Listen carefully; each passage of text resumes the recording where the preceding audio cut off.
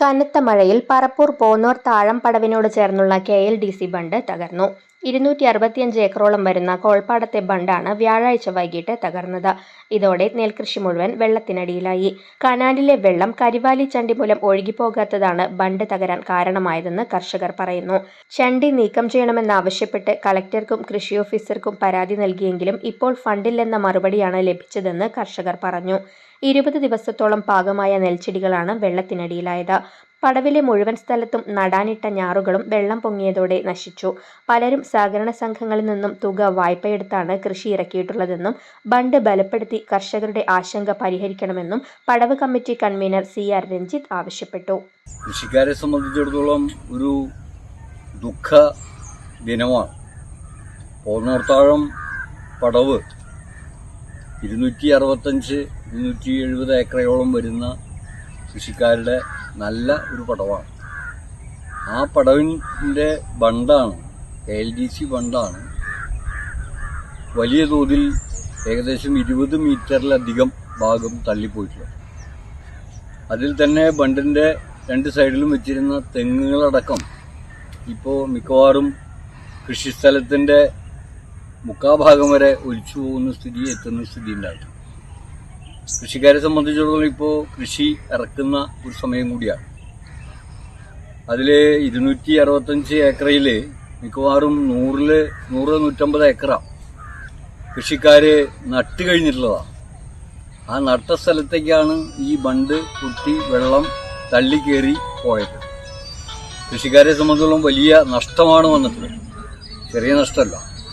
അപ്പോൾ നമുക്കിവിടെ നോക്കിയാൽ തന്നെ അറിയാവുന്നതാണ്, വൻതോതിൽ നട്ട ഞാറുകളൊക്കെ നഷ്ടപ്പെടുന്ന സ്ഥിതിയാണ്. ബണ്ട് പെട്ടെന്ന് അടച്ച് ബണ്ടിൻ്റെ ഈ പൊട്ടിയ ഭാഗം പെട്ടെന്ന് അടച്ച് കൃഷിക്ക് യോഗ്യമാക്കേണ്ട അടിയന്തര ഒരു സാഹചര്യമാണ് ഇവിടെ ഉള്ളത്. ഇത് ബണ്ട് KLDCയുടെയാണ്. KLDCയുടെ ഉദ്യോഗസ്ഥന്മാരിവിടെ സന്ദർശിക്കാൻ വരുന്നുണ്ട്.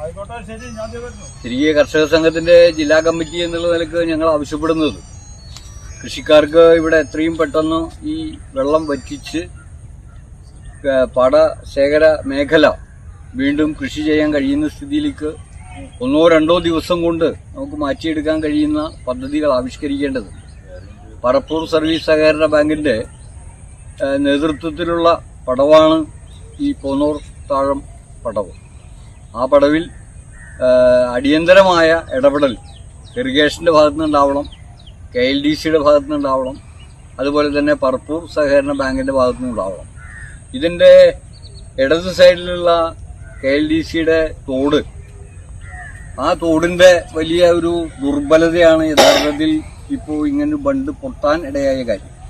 കാരണം വെള്ളം ഒഴുക്കില്ല, വെള്ളം നിറഞ്ഞു നിൽക്കുകയാണ്. ചണ്ടിയാണ് ഏറ്റവും കൂടുതൽ ഈ വെള്ളം ഒഴുക്കിനെ തടയപ്പെടുന്നത്.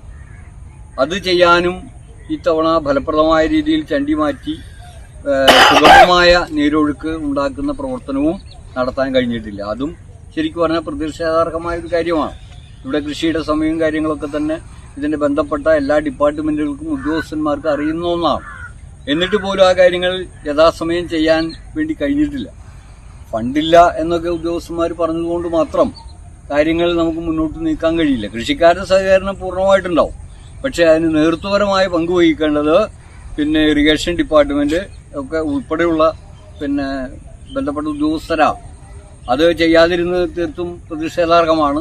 പക്ഷെ ഇത്തരം ഒരു ഘട്ടത്തിൽ അങ്ങനെ പ്രതിഷേധം രേഖപ്പെടുത്തുക എന്നതിനപ്പുറം ഇത് എത്രയും പെട്ടെന്ന് ഇവർക്ക് കൃഷി ചെയ്യാനുള്ള സൗകര്യങ്ങൾ ചെയ്തു കൊടുക്കണം എന്നാണ് കേരള കർഷക സംഘത്തിന്റെ ജില്ലാ സെക്രട്ടറി എന്നുള്ള നിലക്ക് അടിയന്തര നടപടികൾ വേണം എന്നാണ് എനിക്ക് അഭ്യർത്ഥിക്കാനുള്ളത്.